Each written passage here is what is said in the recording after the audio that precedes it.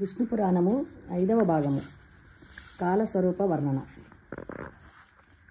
పరాశరుడు చెప్పిన దానికి ఆలకించిన మైత్రేయుడు, మునివర్య, అండపిండ బ్రహ్మాండ సృష్టి చేస్తూ దానిని పాలించుచు మరియు అంతమున తనయందే లయం చేయుచున్న సర్వంతర్యామి అయిన విష్ణువు ఏ కాల నిర్ణయము ప్రకారం ఈ క్రియలను చేయుచున్నాడో వివరింపుమని వేడగా పరాశరుడు ఇట్లు చెప్పాను.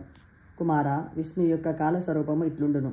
సృష్టి యందు సకల చరాచర జీవులకు ఒక్కొక్క ఆయుర్దాయం ఉండును. వాటి ఆయుర్దాయము నిండినచో అది వాటికి అవసాన స్థితి కూడా అగును. కాలస్వరూపము ఎట్లుండునో తెలుసా? ఒక లఘువును ఉచ్చరించు కాలముని నిమేషము అని అందరు. 2 నిమేషములు త్రుటి, 10 త్రుటులు ప్రాణము, 6 ప్రాణములు వినాడిక, 60 వినాడికలు నాడిక, 60 నాడికలు అహోరాత్రము, 18 నిమేషములు ఒక కాష్ట, 30 కాష్టలు ఒక కళ, 30 కళలు ఒక క్షణము అగును, 12 క్షణములు ఒక ముహూర్తము, 30 ముహూర్తములు ఒక దినము లేదా అహోరాత్రము, 15 అహోరాత్రములు ఒక పక్షము, 2 పక్షములు ఒక మాసము అగును. ఒక మాసమున శుక్లపక్షము కృష్ణపక్షము 2 విధిగా ఉండును. 2 మాసములు ఒక ఋతువు, 3 ఋతువులు ఒక ఆయనము, 2 ఆయనములు ఒక సంవత్సరము. అవి ఉత్తర దక్షిణ ఆయనములు. ఉత్తరాయణమనగా దేవతలకు పగలుగాను పితృదేవతలకు రాత్రిగాను వ్యవహరించబడును. దక్షిణాయనము అనగా దేవతలకు రాత్రిగాను పితృదేవతలకు పగలుగాను నిలుచును. ఉత్తర దక్షిణాయనములు 2ను కలిపి దేవతలకు ఒక అహోరాత్రం అగును. దేవతల 1000 సంవత్సరములు ఒక మహాయుగము. యుగములు 4: కృతయుగము, త్రేతాయుగము, ద్వాపరయుగము, కలియుగము. వీటి యందు మొదటిదైన కృతయుగమునకు 17,28,000 సంవత్సరములు ప్రమాణము. ఇక రెండవదైన త్రేతాయుగమునకు 12,96,000 సంవత్సరములు ప్రమాణము. మూడవదైన ద్వాపరయుగమునకు 8,24,000 సంవత్సరములు ప్రమాణము. చివరిదైన కలియుగమునకు 4,32,000 సంవత్సరములు ప్రమాణము. 4 యుగములు ఒక దివ్యయుగము. ఒక దివ్యయుగమునకు 43,20,000 సంవత్సరములు ప్రమాణము. ఇట్టి 1000 దివ్యయుగములు బ్రహ్మకు పగలు అనగా 432 కోట్ల సంవత్సరాలు. పగటిలో సమానమైన ప్రమాణము కలిగినది రాత్రి. బ్రహ్మ పగటి వేళ 14 మనువులు ఇందురు.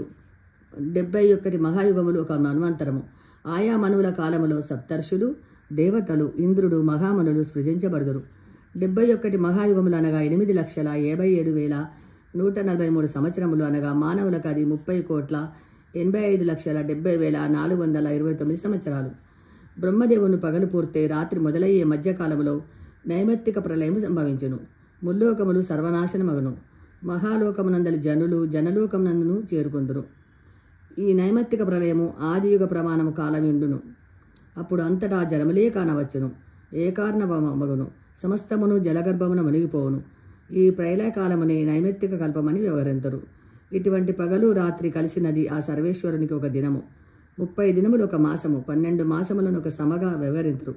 అటువంటి 100 సమలు బ్రహ్మదేవుని ఆయుర్దాయము. బ్రహ్మ ఆయుర్దాయమునకే మహాకల్పమని నామధేయము.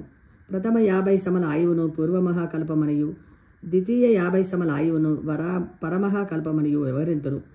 పూర్వ మహాకల్పమునకు పద్మకల్పమనియు, పరమహాకల్పమునకు వరాహకల్పమనియు నామములు.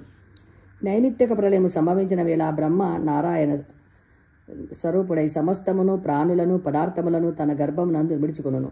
అప్పుడు ఆయన ఆ జలములపైన శేషతల్పమున శయనించి ఉండును. ఆ మహావిష్ణుని నాభికలము నందు పితామహుడు బ్రహ్మ నిద్రించును. ఆ సమయమున జనలోకమునకు చేరుకున్న యోగులు నిశ్చల ధ్యానమునయుండి ఆ నారాయణుని ప్రార్థింతురు.